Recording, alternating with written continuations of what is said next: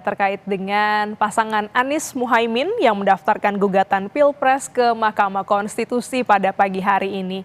Dan saudara, mengacu pada peraturan Mahkamah Konstitusi nomor 5 tahun 2023 tentang tahapan, kegiatan, dan jadwal penanganan perkara perselisihan hasil pemilihan umum atau PHPU, MK membuka pendaftaran 3 hari setelah penetapan hasil pemilu presiden dan wakil presiden oleh KPU.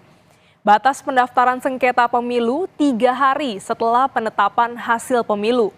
Selanjutnya, permohonan dicatat dalam IBRPK atau Buku Registrasi Perkara Konstitusi pada 25 Maret 2024.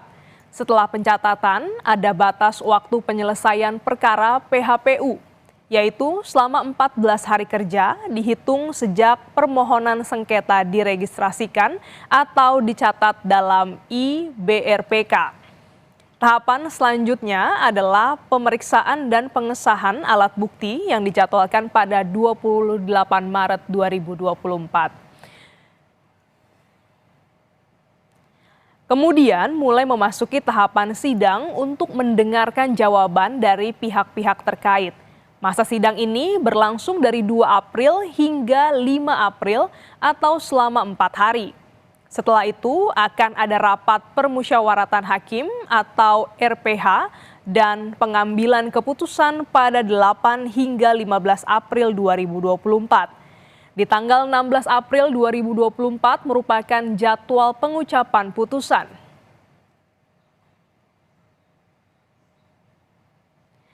Masih bersama dengan pakar hukum pidana dari Universitas Tarumanegara, Bapak Heri Firmansyah melalui sambungan Zoom. Pak Heri, kita tahu bahwa MK saat ini menjadi pihak yang menampung begitu ya keberatan dari keputusan KPU untuk bisa mengadu, mengklaim perolehan suara, menyoal pelanggaran secara atau selama proses pemilu ini berlangsung, dan ini juga sudah dimulai dari Timnas Amin yang sudah mendaftarkan sengketa pemilu pada pagi hari ini. Dan kita juga ingin melihat tadi pagi tuh Pak Anies menyampaikan bahwa proses dan hasil sama-sama penting, Pak. Proses yang bermasalah berimbas pada hasil yang juga dinilai bermasalah. Bagaimana tanggapan Anda? Yang pasti sebelum kita menanggapi hal tadi, dikatakan di sini adalah mereka punya hak hukum ya, karena mereka adalah yang mengajukan ini dilindungi oleh hukum konstitusi kita, karena ada serangkaian tindakan yang sudah mereka lakukan sebelumnya, baik dari kampanye dan lain sebagainya, masa yang mereka kumpulkan, waktu, tenaga, pikiran yang mereka curahkan. Ini tentunya mereka berharap apa yang mereka sudah ikhtiarkan itu bisa maksimal kan, minimal hak-hak mereka dilindungi oleh hukum. Maka kanal untuk sekali lagi untuk masuk ke wilayah Mahkamah Konstitusi dengan diuji di Mahkamah Konstitusi itu sudah sangat benar.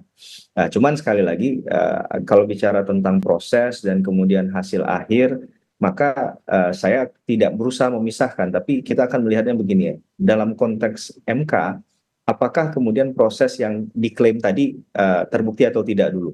Itu yang pertama. Yang kedua, kalaupun terbukti, sejauh mana kemudian itu bisa membatalkan atau mengubah setidak-tidaknya hasil dari pemilu yang sudah disahkan oleh KPU tadi. Nah, dengan demikian kan ini menjadi penting untuk kita bicarakan. Jangan sampai klaim yang misalnya margin antara Pak Prabowo dengan Pak Anies dengan Pak Ganjar, kita juga tidak boleh melupakan Pak Ganjar ya, karena Pak Ganjar juga punya hak prerogatif secara konstitusional untuk kemudian mengajukan ini ke Mahkamah Konstitusi. Nah, ini tinggal dilihat, kalau kita lihat secara logika, ini mohon maaf sekali memang marginnya terlalu jauh gitu ya. Antara quick count kemarin dengan real count ternyata nggak jauh berbeda, dan marginnya hampir-hampir mirip begitu, ada sekitar mungkin puluhan persen ya. Itu kalkulasi lagi secara angka, agar kita nggak, kalau bermain dengan prosentase kan kayaknya kecil ya Mbak ya, tapi kalau kita kemudian tuangkan itu dalam jumlah orang, itu bisa mungkin berapa juta itu ya, berapa belas juta perbedaannya. Dan ada syarat yang dalam konteks ini kemenangan itu kan harus dilihat dari prosentase yang unggul 50+1 kalau saya tidak salah kan. Kemudian juga ada kemenangan di beberapa wilayah provinsi yang ditetapkan. Itu juga harus diperhatikan.